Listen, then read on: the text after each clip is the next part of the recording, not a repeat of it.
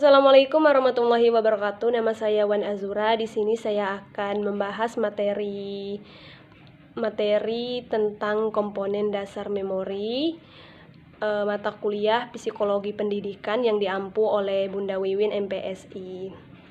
Nah, lanjut dengan intinya, itu definisi memori. Memori adalah kemampuan untuk menyimpan, menyajikan, mengontrol, dan sebagai penyimpanan pengetahuan yang dapat untuk diingat kembali.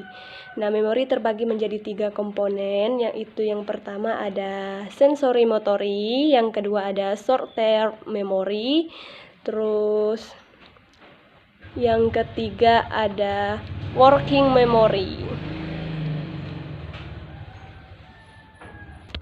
Nah, di sini sih kita lanjut dengan tahapan memori. Sebelum seseorang mengingat sesuatu informasi atau sebuah kejadian di masa lalu, ada beberapa tahapan yang harus dilalui ingatan tersebut untuk dapat muncul kembali.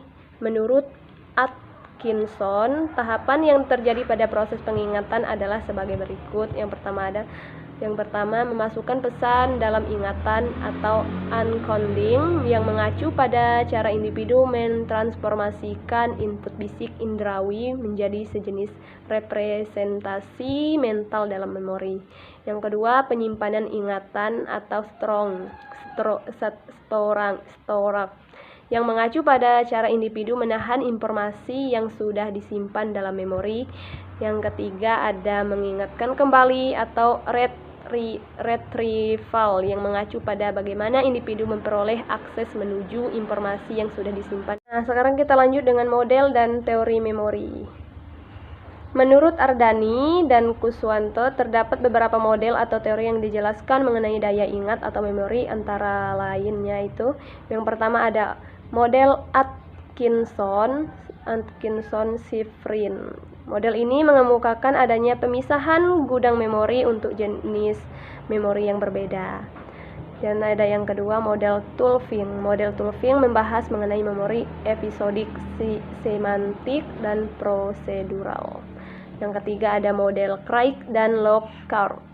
Craig dan Lockhart merupakan psikolog kognitif yang mengkhususkan perhatiannya pada proses dan struktur memori.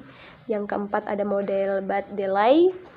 Hirt dan Baddeley mengusulkan suatu model multi-komponen memori jangka pendek dan beberapa fungsi komponen sebagai buffer penyimpanan informasi sementara.